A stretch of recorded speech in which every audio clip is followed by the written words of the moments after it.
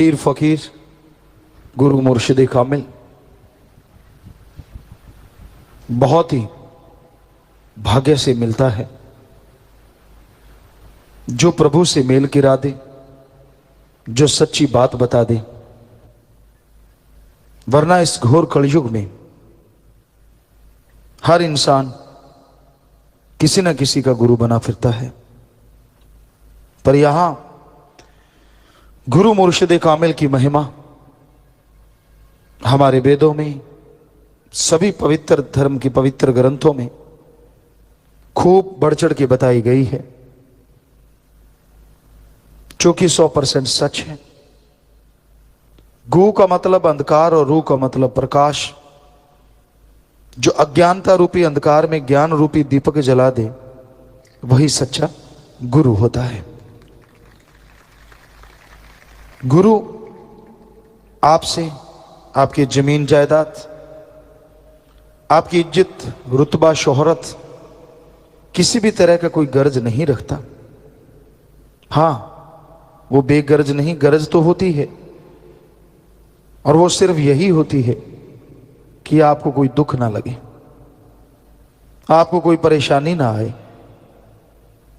आप किसी मुसीबत में ना फंसे, आप जन्म मरण में ना उलझे रहें, आप निंदा चुगली तकरार में ही जीवन ना गुजार दें।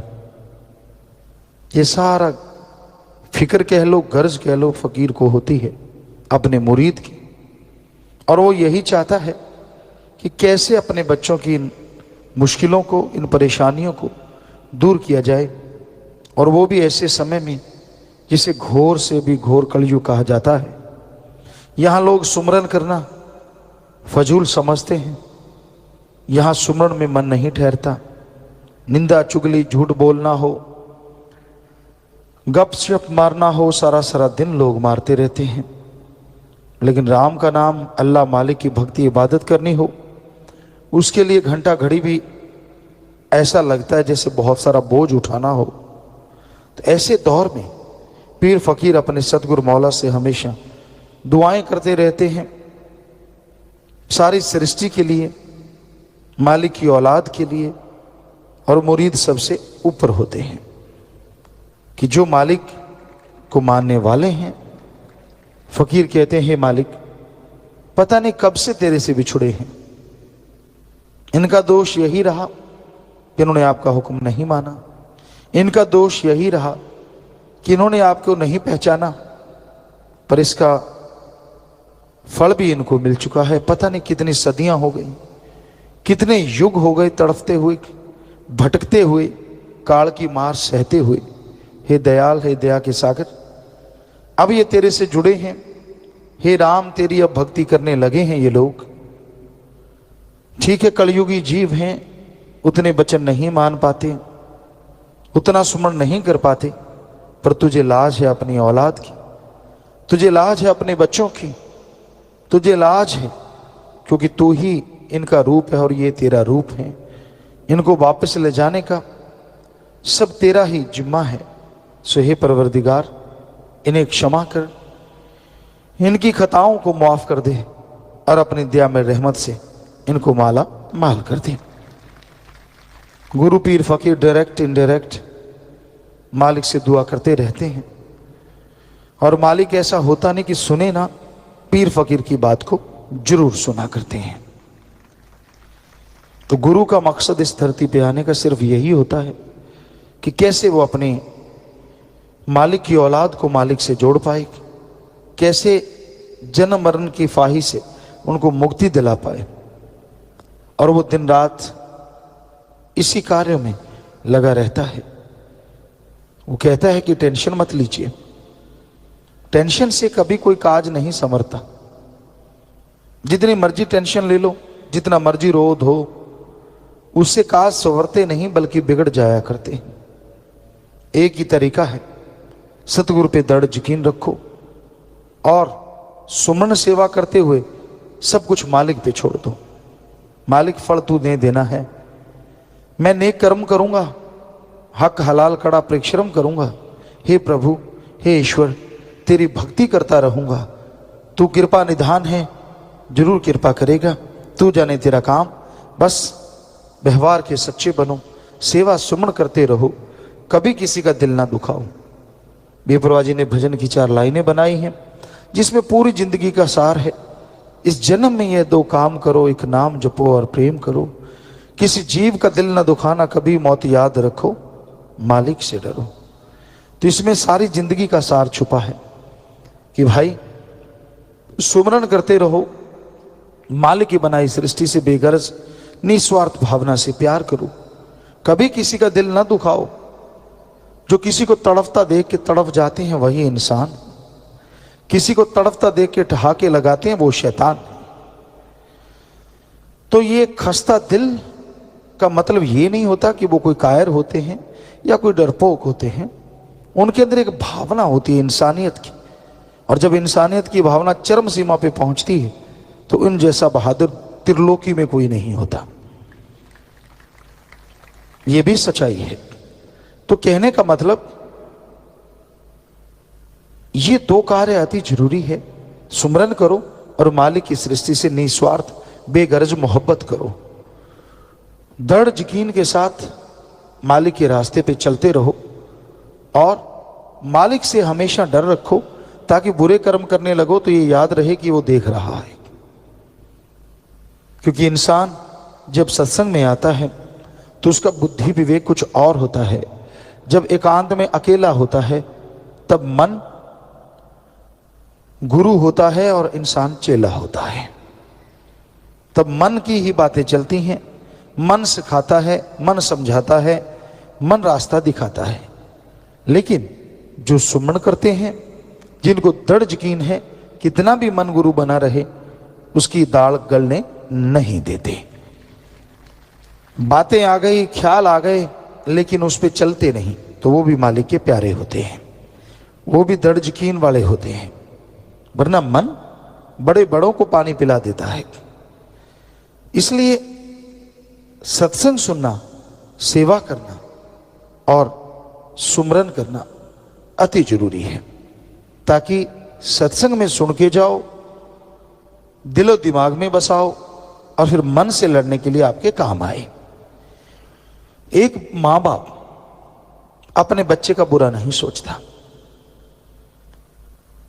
क्योंकि पहले वो पैदा करेगा और फिर बुरा सोचेगा। समझ नहीं आती ऐसा क्यों होगा। कलयुग में हो सकता है ऐसा होता हो कहीं ना कहीं, क्योंकि कलयुग में हर चीज संभव है, लेकिन सभी ऐसे नहीं होते।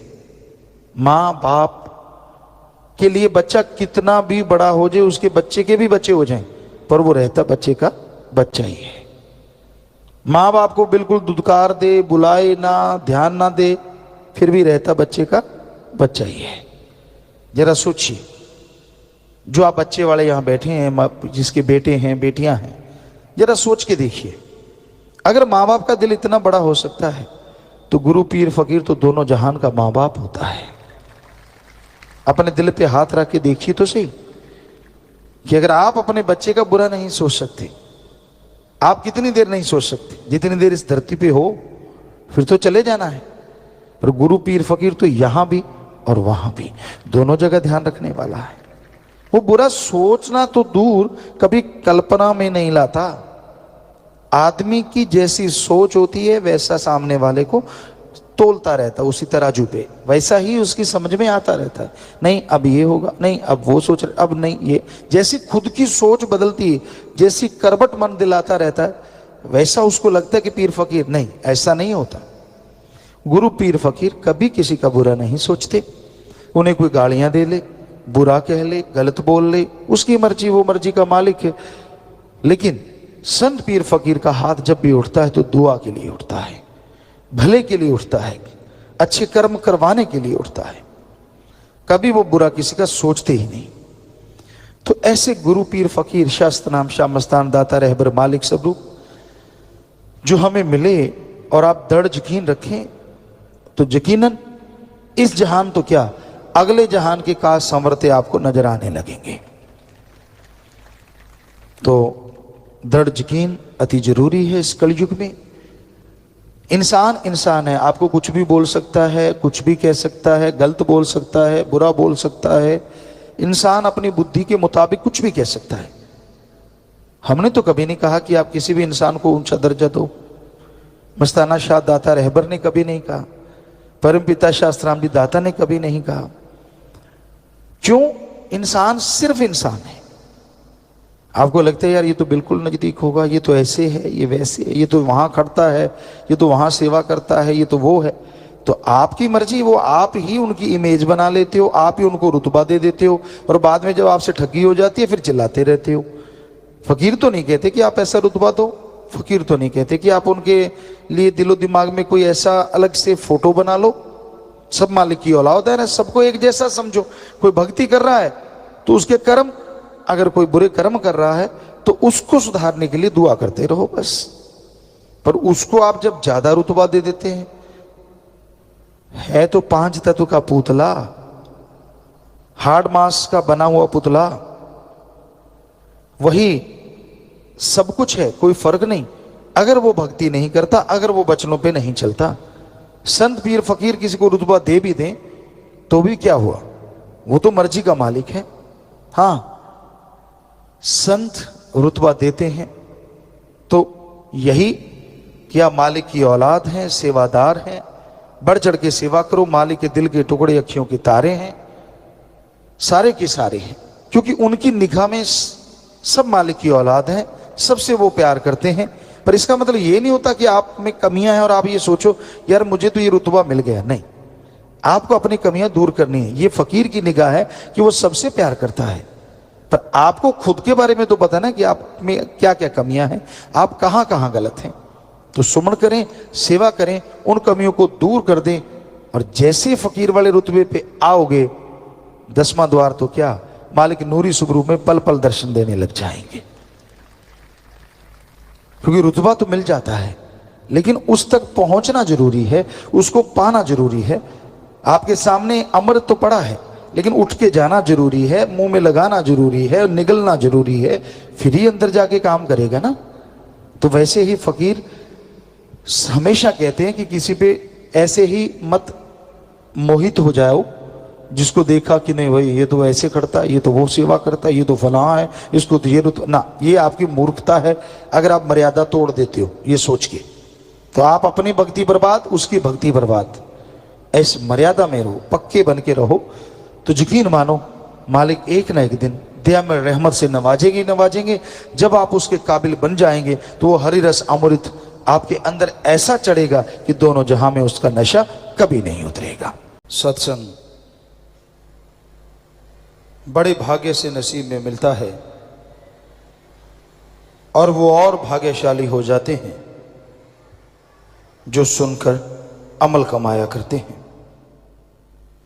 84 लाख जोनियों में किसी भी जोनी को, किसी भी शरीर को यह अधिकार नहीं है कि वह अपने नए अच्छे कर्म कमा सके। धर्मों में जो लिखा है कि आदमी की किस्मत में जो लिखा है वो मिलता है, सिर्फ इंसान को छोड़ के बाकी शरीरों के लिए ये सही है। वो वही करते हैं जो काल महाकाल उनसे करवाता है। पर सबसे दुखद बात यह है, वो कर्म कर सकते हैं, कर्म उठा नहीं सकते। या दूसरे शब्दों में, काल ने खेल ही ऐसा रचा, महाकाल ने, कि बाकी शरीर जितने भी हैं वो कर्म करते रहते और वो भी बुरे, लेकिन उनके अंदर इतनी ताकत नहीं होती कि वो अपने बुरे कर्मों का फल उठा सके। और काल ने जानबूझ के ऐसा किया ताकि सारे कर्मों का बोझ जब मनुष्य शरीर मिले उस पर डाल दिया जाए। क्यों? क्योंकि मनुष्य शरीर ही एक ऐसा शरीर है जो उस अल्लाह, राम, ईश्वर वाहिगुरु गॉड को पा सकता है, आवागमन से मोक्ष मुक्ति हासिल कर सकता है। इसलिए काल ने 84 लाख शरीरों में बिल्कुल आखिर में आने वाला शरीर मनुष्य शरीर, इस पे कर्मों का सारा बोझ डाला। अब जरा सोचिए, 84 लाख शरीरों का अगर एक एक कर्म भी बनाएं तो 84 लाख कर्म बनते हैं। लेकिन भगवान ने मनुष्य शरीर को इतना मजबूत बनाया, इतना मजबूत बनाया कि ये उन सब कर्मों का खात्मा ही नहीं कर सकता, बल्कि जीते जी परमानंद और मरणोपरांत परमानंद की प्राप्ति पूर्णतः कर सकता है। और भगवान ने यही बस नहीं की, 84 लाख शरीरों में एक मनुष्य शरीर ऐसा बनाया जो उसके भाग्य में लिखा है उसको भी बदल सकता है।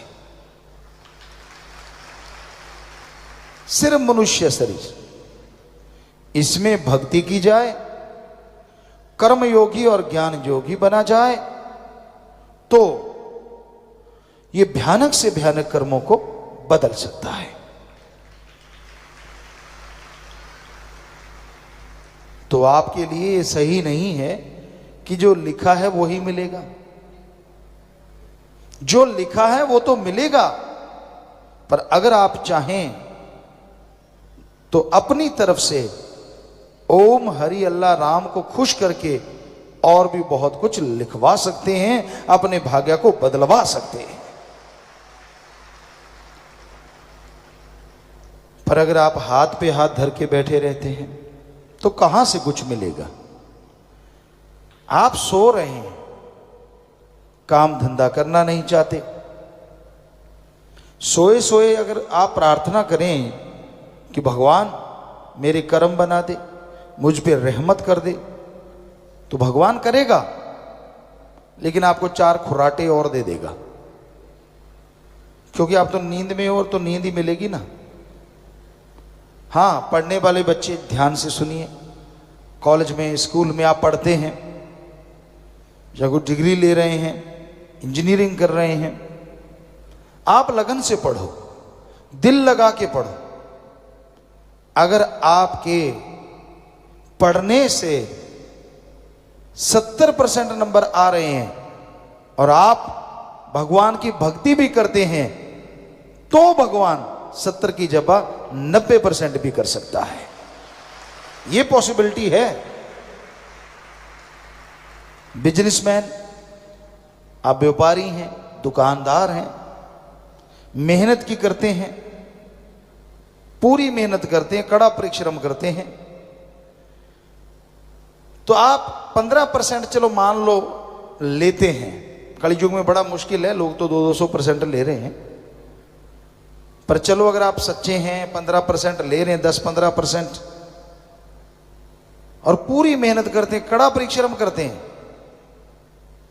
तो यहां एक ग्राहक नहीं आना था, वहां भगवान 100 ग्राहक भी भेज सकता है।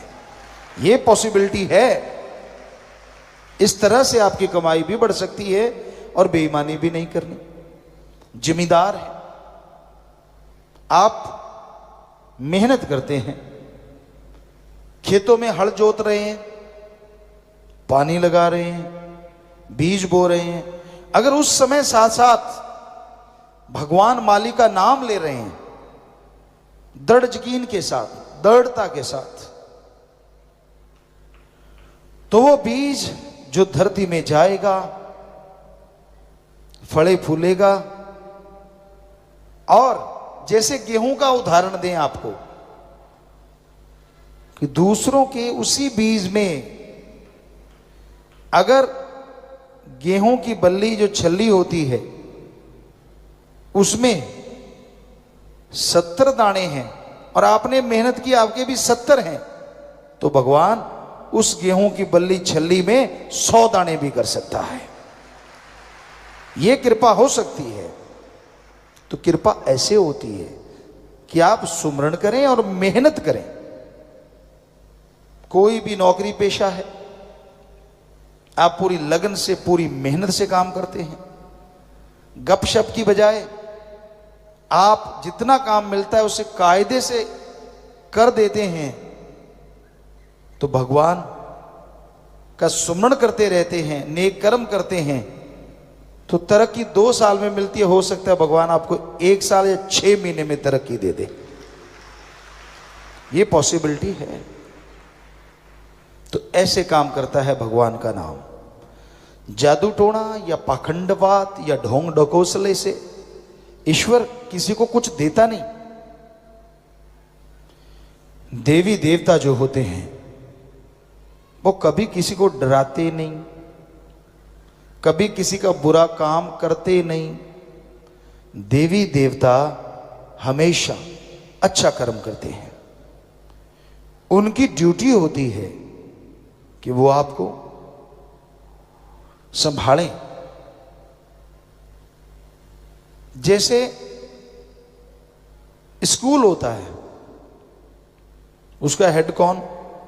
प्रिंसिपल। आगे बच्चों को पढ़ाने के लिए कौन? टीचर। फिर जो उन टीचरों के लिए खाना पानी या कुछ ऐसा, वो कौन? चतुर्थ श्रेणी के कर्मचारी। तो वो इस तरह हेड तो एक हुआ कि वो प्रिंसिपल है, हेडमास्टर है, वो एक छोटे से स्कूल को संभालता है, तो कितने उसके नीचे नौकर होते हैं।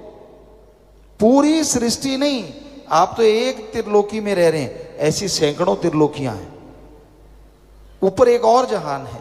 तो इस त्रिलोकियों को संभालने के लिए भगवान ने देवता बनाए हैं। कोई हवा का ख्याल रखता है, कोई आपकी बॉडी में, सब देवी देवता हैं, वो पूरी संभाल रखते हैं। लेकिन देवी देवता किसी का कभी कुछ बिगाड़ा नहीं करते और ना वो नाराज होते हैं। अब टीचर किसी से नाराज कैसे हो जाएगा बताओ? क्यों होगा नाराज? उसका काम है पढ़ाई करना। आप नहीं पढ़ते तो चाहे नाराज हो जाए, वरना टीचर का काम तो पढ़ाना है ना, वो तो पढ़ाता ही रहेगा। ये तो हो नहीं सकता कि एक बच्चे से नाराज होगा पूरी क्लास को नहीं पढ़ाएगा, उसका तो काम है। तो टीचर चाहे पढ़ाए ना पढ़ाए कुछ कहा नहीं जा सकता, लेकिन देवी देवता के ऊपर भगवान है, उसकी ड्यूटियां लगी हुई हैं। काल महाकाल ने ड्यूटियां लगाई, भगवान ने लगाई, तो उनको वो सारे कार्य करने ही होते हैं। जो आदमी का बुरा करता है वो राक्षस शैतान होता है, देवी देवता नहीं होता। आप बिना वजह ही घबरा जाते हैं। मेरे पे तो शनि टेढ़ी आंख रखता है। शनि को और कोई काम नहीं जो तेरे पे टेढ़ी आंख रखेगा, उसके अलग से काम है। नहीं, मेरे से बृहस्पति गुस्से है, क्यों तूने पकौड़े नहीं खिलाए उसको? क्या वो पकौड़े खाने आता है किसी के घर? तो ये सब बकवास है, सब झूठ है, ऐसा कभी कुछ नहीं होता। देवी देवता खुश थे और आप पे खुश रहेंगे, क्योंकि उनकी ड्यूटी है, वो ड्यूटी कर रहे हैं। अगर खुश करना है तो उस ओंकार को करो, ओम को करो, जो आपको जीते जी मुक्ति देगा गम दुख दर्द चिंता से और मरणोपरांत आवागमन से। उस ओम को, अल्लाह को, वाहिगुरु को, राम को, ईश्वर को खुश करो। उसके लिए जरूरी है आप भक्ति करें। अब जरा सोचिए, अगर वो ही खुश हो गया, हेडमास्टर ही आप पे खुश है, तो बाकी टीचर तो नेचुरली आपको बढ़िया पढ़ाएंगे। यार इसका हेडमास्टर से रिश्ता है। उसी तरह अगर भगवान से आपका प्यार हो गया तो बाकी देवी देवता तो और आपकी संभाल करेंगे। बिगाड़ते तो पहले भी कुछ नहीं, पर वो और आपके लिए सलाम करेंगे, नमस्कार करेंगे। तो इसलिए कभी भी इन भ्रमों में मत पड़ा करो। भगवान ने सारी सृष्टि को बनाया है और उसको चलाने के लिए ये ताना बाना पता नहीं कितने लगाए, कोई 33 करोड़, कोई 365 करोड़, पता नहीं कितने देवी देवताओं को संभालने के लिए लगाया पूरी सृष्टि को। तो इस चक्कर में मत पड़ा करो। कोई पाखंडी आपको बोल देता है भाई तेरे ग्रह चक्कर बुरे हैं, उसके खुद के बुरे हैं जो जगह जगह मांग रहा है। आपके क्यों बुरे हैं? आप जगह अच्छा क्या है, जरा हाथ देखना। पढ़े लिखे बच्चे भी हाथ देखना मेरा हाथ देखना। हाथ में अगर हल्दी लगी है तो दिख जाएगी, और क्या देखेगा वो? पाखंड करेगा वैसे ही आंखें बुदबुदाएगा, मुंह बंद करके कुछ बुदबुदाना, आंख के ऊपर नीचे चढ़ाना और बाद में बोल देना। ये तो कहेगा नहीं कि तू बहुत खुश है, ये भी नहीं कहेगा कि तेरे घर में बहुत बरकतें हैं। अगर ऐसा कहेगा तो उसे खाक मिलेगा, वो कहेगा तेरे तो गड़बड़ है। सवाल ही पैदा नहीं होता कि वो ना कहे। और उस गड़बड़ के बदले जाप करवाओ, ये करवाओ, वो करवाओ और इतने पैसे दे जाओ, आप बेफिक्री से घूमो, मैं आपकी जगह जाप करूंगा। और आप उल्लू बन जाते हैं बिना वजह। क्यों भाई? ये उल्लू से बात याद आई, कल हम आपको विदेशों की बात सुना रहे थे।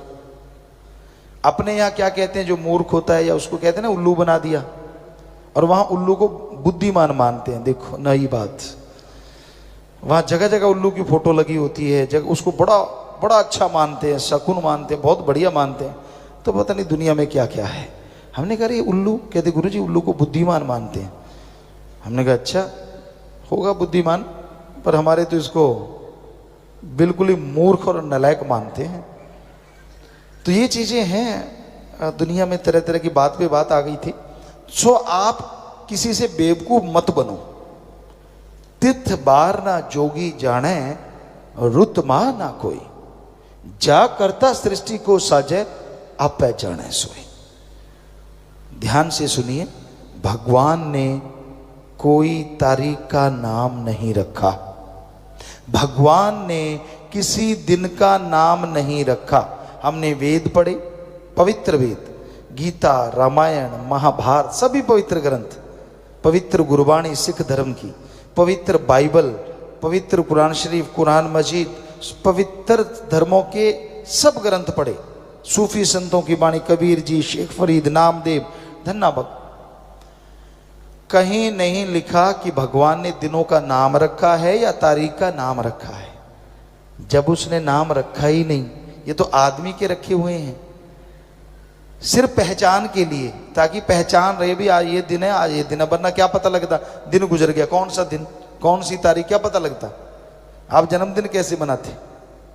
बहुत चक्कर पड़ जाते ना अगर दिन का नाम ना होता, तारीख का नाम ना होता। तो इसलिए ये आदमी ने सुख सुविधा के लिए रखा है, पर कोई तारीख बुरी नहीं, कोई दिन बुरा नहीं, इस चक्कर में मत पड़ो। आदमी ने रखा, आदमी बनाता है ये बुरा है, ये गलत है, ये फलां, ये फलां। कहीं धर्म में ये चीज नहीं है, तो भगवान ने नहीं बनाया। इसलिए आज कर्म अच्छे करोगे तो अच्छे बन जाओगे, और आज बुरे करोगे तो आने वाले टाइम में आपको बुरा भोगना ही पड़ेगा।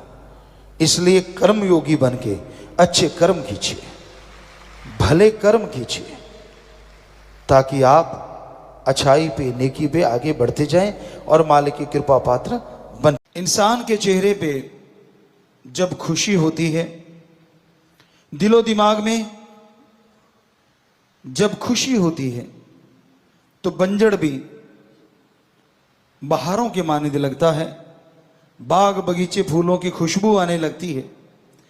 और जब आदमी गम में, दुख में, चिंता में डूब जाता है, तो बहारें भी पतझड़ बन जाती हैं।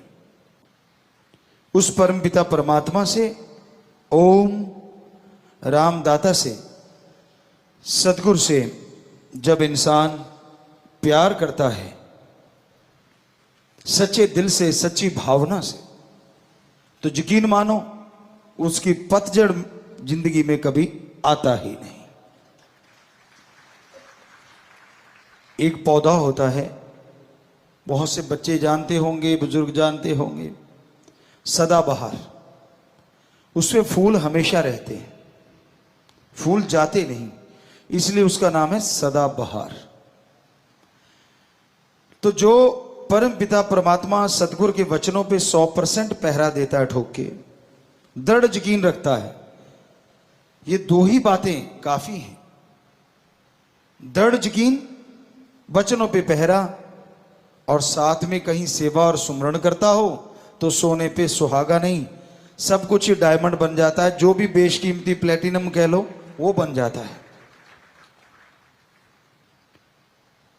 उनके अंदर कोई गम, दुख, दर्द, चिंता उनको नहीं सताती। संत फकीर ऐसे होते हैं जो सबके लिए जागते हैं, सबके लिए दुआएं करते हैं, ताकि हर मालिक का औलाद खुश रहे, सुखी रहे। और जो संत पीर फकीर से जुड़ जाता है, अगर वह वचनों को मानता रहे, अपनी ईगो, अपने अहंकार को एक साइड में रख के वचनों पे माने, वचनों को मानता हुआ उस पे चले, तो यकीन मानो उसकी जिंदगी में वो सदाबहार वाली बात बनी रहती है। सुख दुख की तमीज नहीं रहती उन लोगों को जो सच्चे दिल से अपने सतगुरु मौला के वचनों को फॉलो करते हैं या मानते हैं। गुरु को मानना एक अलग बात है, गुरु की मानना और गुरु को मानना, ये दोनों सबसे बड़ी बातें होती हैं। गुरु कभी भी अपने लिए पर्सनल कुछ करने को नहीं कहता, बल्कि वो तो सबके बोझ उठा के सबको मुस्कुराने की वजह देता है, सबको खुश करने के लिए हर वचन कहता है, हर किसी की जिंदगी से दुख दर्द चिंता परेशानियां मिट जाएं, इस तरह की बातें समझाता रहता है। किसी का भी दिल दुखे संत कभी भी कल्पना नहीं कर सकते। और बात चली थी प्रसन्नता, खुशी की। आज बड़े बड़े महानगरों में क्लब खुले हैं, यहां पे 5-7 लोग सामने खड़े हो जाते हैं तो हा ही हू शुरू हो जाता है। वो सामने खड़े होके ऐसी एक्टिंग करते हैं थोड़ा अजीब अजीब, तो सामने वाले हंसते हैं और बदले में पैसे लिए जाते हैं। क्लब खुले हुए हैं, उसमें रजिस्ट्रेशन होता है। पर जो राम नाम से जुड़े होते हैं उन्हें चिंता नहीं करनी चाहिए। हालांकि जब हम अंदरूनी निगाह से देखते हैं बहुत चिंता में रहते हैं लोग। पहले हमने एक भजन बोला था एंजॉय, तो हमें नहीं लगता हमने कोई कसर छोड़ी उसमें, कि हमने आपको बताया कि कुछ भी हो रहा है, कैसे भी हो रहा है, आप टेंशन ना लिया करो, चिंता ना किया करो, क्योंकि चिंता जीते जी जलाने वाली चिता होती है। चिता एक बार जलती है, कहते हैं ना हड्डियां लकड़ियों की तरह जल जाती हैं, और मांस जो है, और वो जिस तरह से कोई कोयले जलते हैं उस तरह से, और सिर के बाल जैसे कोई कोयले को बाद में जलाया जाए इस तरह से पल में राख हो जाते हैं। लेकिन वो तो थोड़ी देर में खत्म हो जाता है सौदा। चिंता ऐसी चिता है जो जीते जी इंसान को जिंदगी भर तड़पाती रहती है, मारती रहती है, फिर जिंदा होता है, फिर मरता है, फिर जिंदा होता है। पता नहीं जीवन में कितनी बार मरता है, कितनी बार जिंदा होता है। जो भक्त होते हैं ना, उनके अंदर ईगो नहीं होती। आप ऐसा करना मत, पर हमने चेक किया है।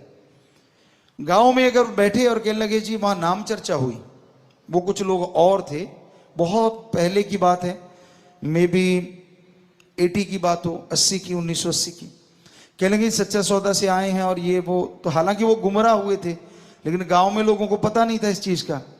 तो एक ऐसे पालथी मार के यूं भक्ति पे बैठा ऐसे, अब नाम चर्चा चल रही है और वो यूं बैठा, तो सारे उससे दूर दूर बैठे। हमने कहा भाई क्या हो रहा है? कहती ये तो भक्ति कर रहा। हमारे साथ सज्जन बैठे थे जो हमारे साथ काम किया करते खेतों में, कहने लगे क्या है? हमने कहा ढोंगी है। हम छोटे थे उम्र में, हालांकि 13 साल के थे। कहते आपको कैसे पता? हमने कहा यार अपने थोड़ी ना कोई ऐसी समाधि, अपनी तो आंखें गुरु पे टिकी होती हैं, ताकि मालिक से वो गुरु जुड़ा रहता है। क्या पता काश नूरी जल के मिल जाए, पता नहीं कब मिल जाए। कहता ये तो सच्ची बात है। अरे नाम चर्चा में भी आंखें बंद का क्या मतलब? सतगुरु तो जर्रे जर्रे में है, तो तब भी खोल की आंखें, अगर सिमरन चल रहा है तो वो आंखें खोल के रखते हैं नाम चर्चा में। क्या पता किस रूप में कहां से नजारा मिल जाए, क्योंकि वो जहां राम नाम की चर्चा होती है वहां वो पहरा भी देता है और घूमता रहता है। अब आंखें बंद कर ली तो ये तो ढोंग है। कहता अच्छा, मुझे यकीन नहीं आ रहा। कहता नहीं, मगर इसको टच करके देख। वो जरा से उसके पास को तोड़ करके थप्पड़ जड़ा उसकी। तो ये ढोंग करने छोड़ा करो, लोगों को भरमाते हो, लोगों को भटकाते हो, लोगों को दिखाते हो। अरे कदे खस्म यार को दिखाने के लिए, रिझाने के लिए आंखें खोल के भी उसमें निगाह रखा करो। 4 ठुमके लगा दिए, नाच लिए, पास वाला देखता अच्छा कोई बड़े आते थे पहले भी सज धज की, उनके अंदर के कर्म हमें तो अंदर के दिखते थे। अच्छा गुल कुछ और खिलाता है और यहां आके डांस दिखाता है। एडा पोला खसम नहीं जेड़ा मगर चलित्र ना जाने, एदे घर विच ही बस सकती जेड़ी सब चतराइयां भुल जावे। आपको पहले भी बहुत बार सुनाया ये बातें कि वो राम इतना भोला नहीं है कि आप करो गलत कर्म, करो बुरे कर्म और आके ये वो। किसको रिझा रहा है भाई, किसको मूर्ख बना रहा है? अपने आप को। क्योंकि वो राम पल पल की खबर रखता है। वो गेट की कुंडी लगाई, वो बस काफी है। तो वो सब जानता है। ये ढोंग ढकोसले नहीं करने कभी भी। समाधि में आदमी जब बैठता है एकांत होना चाहिए, अंधकार कमरे में होना चाहिए। सबसे नंबर 1 होता है वो तरीका।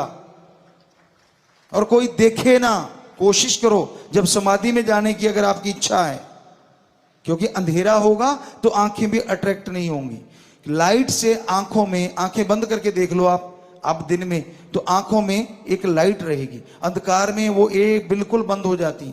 तो आंखें भी आपको किसी और तरफ नहीं लेके जाती। अंधकार कमरे में बंद है, थोड़ा अंधेरा, ज्यादा अंधकार से डरते हो, डिम लाइट। कोई भी नीचे आजकल तो 100 चीजें चलती हैं, फुट लाइट बोलते हैं, वो चलती रहे। आप आराम से बैठ जाओ और ध्यान यहां जमा के, वो होती है समाधि। और ये होता पाखंड, जो लोगों के बीच में बैठ के यूं दिखाना मैं भक्त हूं, ताकि वो देखता है, उसको पता होता है मुझे लोग चेक कर रहे हैं। ना रे भाई ना, सच्चे सौदे में ये नहीं सिखाया जाता। तो ये अहंकार की जड़ होती है, ये मान बढ़ावे के भूखे होते हैं। बेप्रवाह मस्ताना जी महाराज की बात ख्याल में आ गई।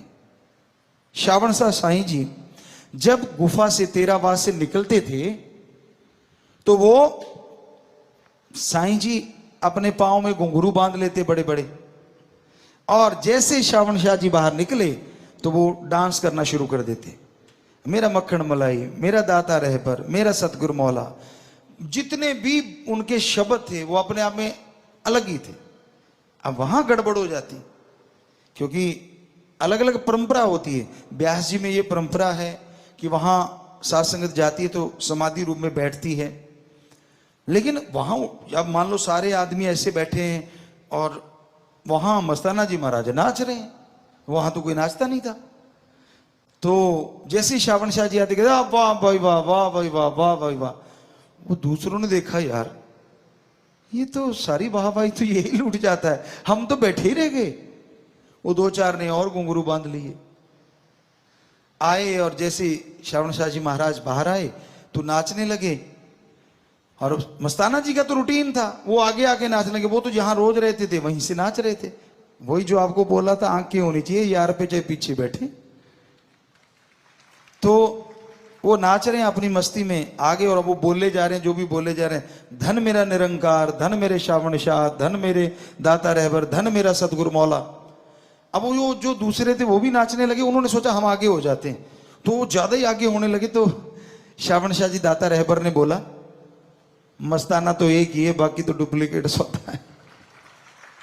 बुरा ना मनाना भाई, किसी ने वो सुन ना रहा हो, उनका कोई परिवारजन।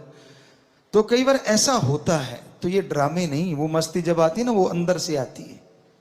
कईयों ने हमारी सत्संग में ये बात सुन ली पहले, वो बिना साज के बिना वजह ही नाचते रहे। कहते भी हमें भी देखो। मैंने कहा यार तू जाने दे, क्योंकि उन्होंने लगा कि भाई हम भी थोड़ा सा वैसे नकल करें। ये नकल या अकल का काम नहीं है। ये जिसको मस्ती देता है ना उसकी फिर जरूरत नहीं पड़ती दिखावे की, वो बैठे बैठे भी मस्ती लूटते रहते। और नाचना कोई गलत नहीं, क्योंकि अपने तो मस्ती का सौदा है, सच्चा सौदा मस्ती का सौदा। या तो मस्ती मनाई जाती है, और सच्ची मस्ती। ये नहीं कि मुझे कौन कौन देख रहा है, ये नहीं कि मैं ऐसा करूंगा तो मुझे कौन देखेगा, वो तो गया। उसके अंदर की खुशियां नहीं मिलती। जो सच्चे दिल से, सच्ची भावना से मस्ती चाहते, पीस ऑफ माइंड चाहते हैं, तो वो आप राम नाम में बैठो, उसकी भक्ति में बैठो, मानवता का भला करो, तो यकीन मानो अंदर बाहर आपके चेहरे पे भी और अंदरूनी तौर पे भी मस्ती का नजारा जरूर नजर आएगा। बहुत लोग हमें यहां वहां पूछते हैं, गुरुजी आपके चेहरे पे सिकिन क्यों नहीं आती? हमने कहा हमारा यार दोनों जहां का मालिक है और वो जानता है, इसलिए वो सिकिन नहीं आने देता किसी भी स्थिति में, इसलिए सिकिन नहीं आती। वरना ये शरीर तो वही है जो सबका है, इंसानी शरीर है, पर दृढ़ यकीन है अपने सदगुरु शाश्वत नाम शाह मस्तान दाता रहबर पे, था, है, हमेशा रहेगा। हमें किसी को वो चिट देने की जरूरत नहीं है। वहीं पे फिर आते हैं कि जब आप सत्संग में बैठते हो, राम नाम में आके बैठते हो, तब ये ध्यान रखा करो कहीं आप दिखावा तो नहीं कर रहे, कहीं ढोंग ढकोसला तो नहीं कर रहे। कोई सेवादार लगे आपको, ये तो बड़ा वो है, ये तो बड़ा आगे बैठता है, ये तो पीछे बैठता है। क्या उसके लिए जिंदगी लगाई है आपने? क्या उसको देख के राम नाम से जुड़े हो? कहां है दिमाग आपका? कहां मन आप पे हावी हो जाता है? हमने तो अपने एक ही यार को देख के यारी लगाई थी, और वो शाश्वत नाम शाह मस्तान। आज भी वही दिखता है। हम तो जिसमें निगाह घुमाते हैं वो बैठा हंस रहा है, मुस्कुरा रहा है, इसलिए तो आज हंसी वाली बात शुरू कर दी। हालांकि आप कईयों के 4:40 बजे हुए थे, लेकिन हमें तो 10-10 ही लगते हैं जिधर भी देखते हैं, क्योंकि मेरा यार, मेरा सतगुर सबके अंदर बैठा मुस्कुरा रहा है। आपको नजर नहीं आ रहा तो सिमरन किया करो ना, सेवा किया करो। बैठा आप में गजब है, हर जगह बैठा है, कण कण में बैठा है। तो आप ये मत देखा करो कौन कैसा है, कैसे चलता है, कैसी सेवा उसकी। सब ढकोसला हो सकता है और सारे सच्चे भी हो सकते हैं, बहुत ही बढ़िया सेवादार है हमारे, पर कोई कोई ऐसा भी है, वरना हम ये बात कभी ना कहते। सारे अच्छे सेवादार हैं। 100 में से अगर 90-95% भी ऐसे नहीं है, तो इससे हमारे से लक्की कोई हो ही नहीं सकता जिसके बच्चे इतने अच्छे हैं, वो भी इतने घोर कलयुग में। वरना डुप्लीकेट ड्रामे चल रहे हैं। हमें बार बार इसलिए कहना पड़ता है क्योंकि ऐसा करने वाले बहुत हैं। वो खसम पल पल की खबर रखता है। फिर अगर ऐसे हो गए तो फिर मत कहना ऐसे क्यों हो गए, क्योंकि अगर आप आशिकी दिखाते हो तो आशिकी पे खरे भी तो उतरो, पक्के भी तो बनो। दिखावा नहीं, ढोंग नहीं, ये नहीं चलता ज्यादा देर। ठीक है, आपको आज नहीं जच रहा, तब पूछेंगे जब कोई 4 लोग ना उठा के ले आए कि पिताजी बीमार हो गया। मालिक ना करे ऐसा हो, इसलिए आज आप बोल रहे हैं। अच्छा है अब भी मन को समझा लो, अच्छा है अब भी अपने आप को बदलो, छोड़ दो दिखावा कुछ और, कर्म कुछ और, दिखने में कुछ और, बोलने में कुछ और अंदर कुछ और। छोड़ दोगे, यकीन मानो सुखी रह लोगे। सिकिन नहीं आएगी चेहरे पे। अगर 100% गुरु से प्रीत लगी है, गुरु बिना दूसरी बात ही नहीं आती। गुरु की निंदा सुनना तो दूर की बात, अगर चस्के लेके सुनते हो या ऐसे लोगों की सोबत करते हो तो फिर मुश्किल है चेहरे पे नूर रह पाना। इसलिए हाथ जोड़ के विनती है, बुरा ना मनाओ। एक माँ बाप की तरह कह रहे हैं, हम कौन सा कुछ गलत कह रहे हैं, सच्ची बात कह रहे हैं जो कि बेहद कड़वी होती है। कड़वी तो कुनैन भी होती है। पुराने टाइमों में, आजकल शुगर कोटेड आ गया, हमारे जमाने में मान लो 70-72 में ये देखा करते थे, बड़ी कड़वी कुनैन आती थी और वो लिक्विड होती थी। और क्या करते थे, पंजाबी च कहते तौड़ी वाला दूध, सारा दिन कड़ता रहता था। उस दूध को ठंडा करके और उसमें बहुत सारी चीनी डाल देते थे ताकि बिल्कुल चाशनी बन जाए। और उधर से बच्चे का मुंह में डालते चम्मच, नाक लेते पकड़। अब नाक में श्वास नहीं आया तो गट गया, बच्चा चीखता, इससे पहले दूध लगा देते मुंह पे, तो वो मीठा मीठा दूध फटाफट चढ़ा जाता, भूल जाता कि मैंने कड़वी दवाई ली है। आजकल उस कुनैन के ऊपर ही शुगर कोटेड कर दिया, हाईटेक हो गया थोड़ा। तो इस तरह संतों की बातें होती तो सच्ची हैं, पर कईयों को कड़वी लगती हैं, और जो वचन मानते हैं उनके लिए वो दूध वाली लगती हैं। कड़वी इसलिए लगती हैं क्योंकि उनके अंदर सारी कमियां होती हैं, और दूध वाली मीठी उनको लगती हैं जो कहते यार शुक्र है पहले ही सुधर गए, नहीं तो आज आप इसी में बैठे होते। तो भाई हमारा आपका दिल दुखाने का नहीं, तभी हमने खुशी से शुरू किया कि बेटा खुश रहा करो, मस्त रहो, जो होना है वो राम जानता है, जो करना है वो राम ने करना है। हमारा काम मेहनत करना है, हमारा कर्तव्य मेहनत हिम्मत करके कर्म योगी और ज्ञान योगी बनना है। फल वो सतगुरु मौला जरूर देंगे, अवश्य देंगे, कोई कमी नहीं छोड़ेंगे।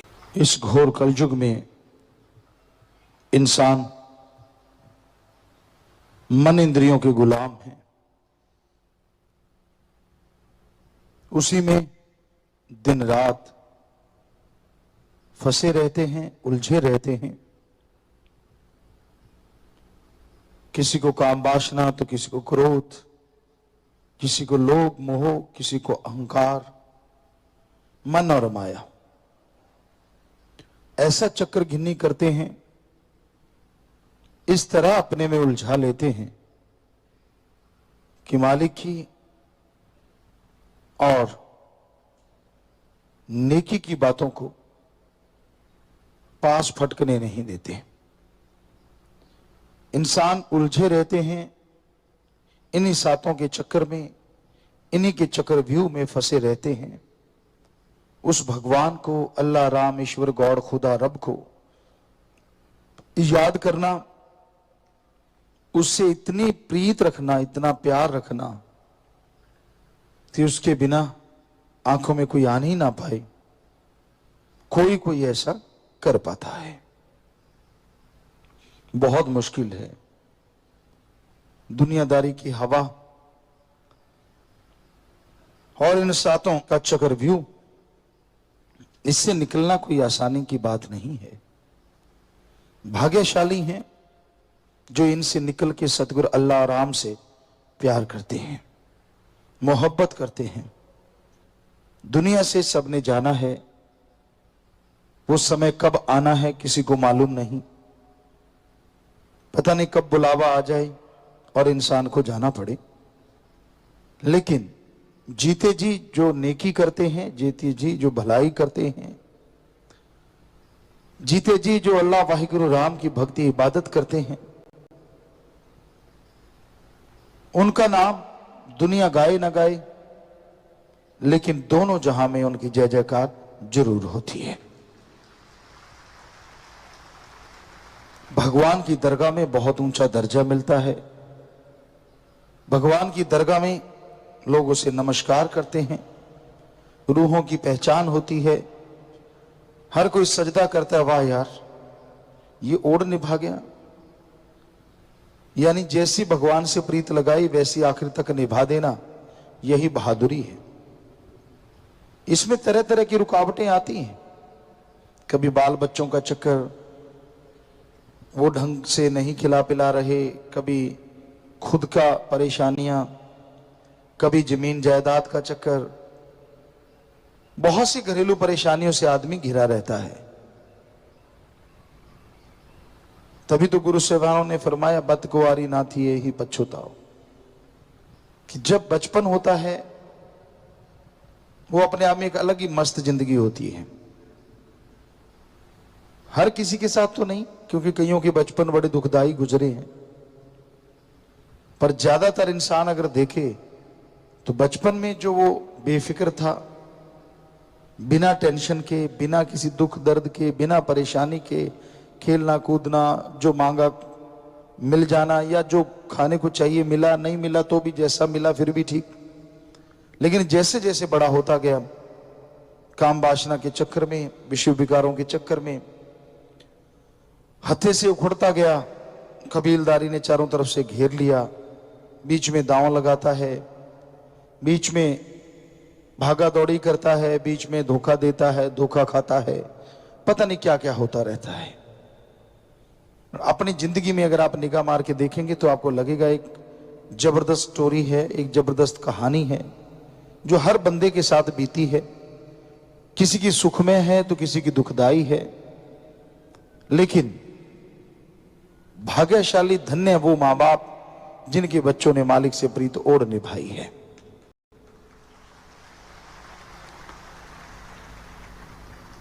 इतनी दुखदाई जिंदगी में, इतनी चक्रव्यूह में फंसे होने के बावजूद जो ईश्वर की भक्ति करते हुए ईश्वर से प्रीत और निभा देते हैं, उनसे भाग्यशाली कोई दूसरा हो ही नहीं सकता। और उनकी वजह से जब वो ओढ़ निभा के जाते हैं तो आगे दरगाह में जो रूहें उल्ट फंसी होती हैं या किसी जूनों में, तो मालिक रहमो करम करके पूर्ण गुरु पीर फकीर की उस रूह को हुक्म दे देते हैं कि अपनी रूहों को साथ ले जा। तो वो अपने पिछले बुजुर्गों को, फंसी हुई रूहों को भी निकाल के ले जाते हैं, इसलिए भी जय जयकार होती है। तो ये कोई मालिक से प्रीत लगाना बड़ा आसान है, लगा के ओढ़ निभाना मुश्किल है, लेकिन इसका मतलब असंभव नहीं है। तो मालिक का प्यार मोहब्बत की जाग हमेशा लगती रहे, सुमरन करते रहो, सेवा करते रहो और अंत्यकरण में तड़प रखो। पता नहीं वो सपने में कब दीदार दे जाए, पता नहीं वो जागते हुए कब मिलके मिलनसार बना जाए और वो पता नहीं कब नूरी दर्श दीदार से माला माल कर दे। ये उस मालिक की मर्जी है। इंसान कह तो देता है मैं तो घंटा सुबह शाम सुमन करता हूं, बहुत भक्ति करता हूं, मुझे मिला क्यों नहीं? क्योंकि बाकी घंटों में पता नहीं क्या क्या करता है, पता नहीं बाकी जिंदगी जो गुजर गई उसमें क्या क्या गुल खिलाए। बड़ा उतावला हो गया भगवान को पाने को, घंटा सुबह शाम देखिए ताने देने लगा, उलाने देने लगा, मुझे मिलता क्यों नहीं? और जो जो गुल खिलाए हैं, कितने घंटे बर्बाद किए, कभी उनका जिक्र किया? कभी वो दिमाग में आया यार मैंने क्या क्या कर रखा है? फिर क्या हो गया अगर भगवान नहीं आ रहे? फिर भी सुकून तो देते हैं, चैन तो देते हैं, अंदर खुशी तो देते हैं, जीने की राह तो आसान बना देते हैं, पहाड़ जैसे कर्म कंकर में तो बदल देते हैं। वो तो शुक्राना नहीं करता। एकदम से 10वां द्वार खुले और मुझे नूरी स्वरूप दिख जाए, बस ये चाहना है। चाहना करना कोई बुरी बात नहीं, लेकिन ये तो उसकी मर्जी है ना, आप उसके काबिल कब बने, कब उसके लायक बने और वो नूरी स्वरूप भगवान आपको दिखाए। पर उससे पहले ये हो नहीं सकता कि भक्ति करने वाले, सेवा करने वाले और वचनों पे पक्के रहने वालों को मालिक अपनी झलक ना दिखाए। वो दिखाता रहता है, कहीं ना कहीं, किधर ना किधर, कोई ना कोई उनका इशारा आता रहता है। उसको पकड़ो ना पकड़ो ये तो आपकी मर्जी है, लेकिन ऐसा संभव है कि वो जरूर दिखाता है, हर हाल में दिखाता है। तो उससे प्यार करो, भगवान से। पर भगवान से प्यार अगर बढ़ाना चाहते हो तो उसकी बनाई औलाद से जरूर प्यार करो। उसकी औलाद, सृष्टि की सेवा जितनी करते जाओगे उतनी मालिक की खुशियां आपकी झोली में आती जाएंगी।